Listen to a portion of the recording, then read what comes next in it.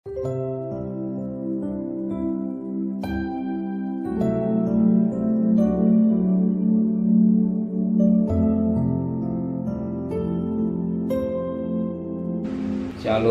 pagi, mari sama-sama aktifkan kepala dan pejamkan mata semua.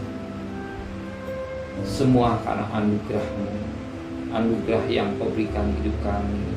Kalau kami masih bisa bernapas, kami hidup karena anugerah-Mu. Terima kasih Bapa. Maka pagi ini kami adakan mesbah, keluarga mesbah pribadi. Kami boleh naikkan pujian penyembahan, dan kami juga untuk minggu dengarkan renungan firman-Mu. Roh Kudus mengurapi hamba, menyucikan hati dan pikiran kami, dan kami juga boleh naikkan doa syafaat. Haleluya. Shalom, pagi. Mari sama-sama kita akan membaca firman Tuhan. Yohanes pasal 13. Yohanes pasal 13 ayat 21 sampai ayat 30. Yohanes pasal 13 ayat 21 sampai ayat 30. Yesus memperingati Yudas. Setelah Yesus berkata demikian, ia sangat terharu, lalu bersaksi, "Aku berkata kepadamu, sesungguhnya seorang di antara kamu akan menyerahkan aku." Murid-murid itu memandang seorang pada yang lain. Mereka ragu siapa yang dimaksudkan Yesus. Seorang di antara murid Yesus, yaitu murid yang dikasihinya, bersandar dekat kakinya di sebelah kanan Yesus. Kepada murid itu Simon Petrus memberi isyarat dan berkata, "Tanyalah siapa yang dimaksudkannya." Murid yang duduk dekat Yesus itu berpaling dan berkata kepada Yesus, "Tuhan, siapakah itu?"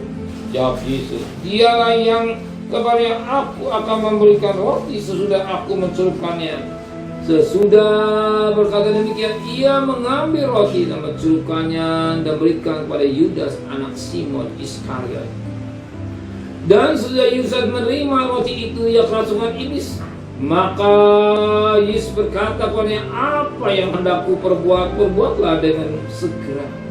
Tetapi tidak ada seorang pun dari antara mereka yang duduk makan untuk mengerti apa maksud Yesus mengatakan itu kepada Yudas.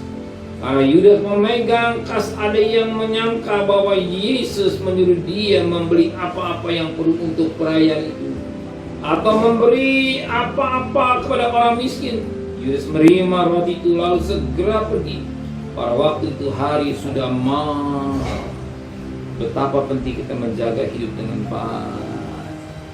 Betapa penting kita memeriksa hidup kita dengan baik. Setiap kali kita makan perjamuan suci, hamba Tuhan selalu berkata, "Periksa dirimu, apakah masih simpan dosa?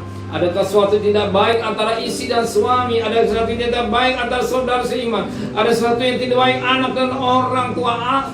Dan kita periksakan dulu. Kalau tidak, kita membereskan itu, membereskan dosa kita, ya, kita minta ampun kepada Tuhan, dan selanjutnya, kalau tidak, perjamuan suci tidak berarti apa-apa.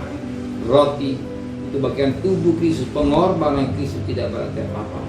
Dan orang yang melakukan, kalau tidak bertobat, justru bahwa perjamuan suci semakin hari orang semakin berbuat jahat.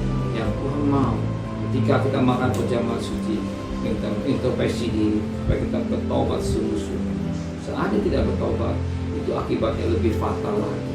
Ya, sebagaimana Alkitab berkata, dikatakan dalam firman Tuhan pada ayat yang ke-27, dan sudah Yudas menerima roti itu, ia kerasukan iblis.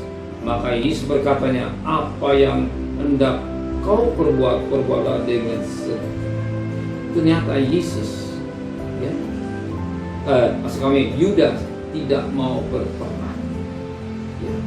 Yudas tidak mau bertobat. Jelas Tuhan Yesus berkata pada ayat yang ke-26, jawab Yesus, "Dialah yang kepadanya aku akan memberikan roti sudah aku mencelupkannya."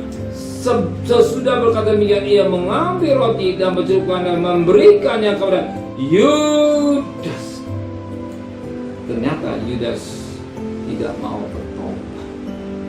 Tempat yang terakhir, ternyata tidak bertobat. Maka apa penting kalau kita makan perjamuan suci, kita bawa koreksi diri kita dengan baik. Setiap kali kita makan perjamuan suci, tiap kali mengingat akan korbannya, ingat akan kasihnya, pengorbanan dijual juta, mengingatkan untuk memikul dosa manusia. Dan kita baik hari lepas hari perjamuan suci, kita periksa diri kita supaya kita menjadi orang yang dibenarkan oleh tangan orang lainnya. Kalau tidak mau bertobat, justru orang semakin jahat. Justru kita menghargai dengan baik lewat perjamuan kudus saya. Yudas mengambil kesempatan iblis menguasai dan hidup. Maka dalam Acts 4 ayat 27, ya, jangan beri kesempatan iblis. Maka kita sebagai anak Tuhan hiduplah dalam kekudusan. Ya, sekalipun ada masalah, tetap hidup dalam kekudusan. Sekalipun COVID, tetap hidup dalam kekudusan. Satu perkara, Tuhan tidak akan membiarkan kita. Menjadi pembela, pengayom dan hidup kita semua. Amin. Mari sama-sama hidup dalam berdoa.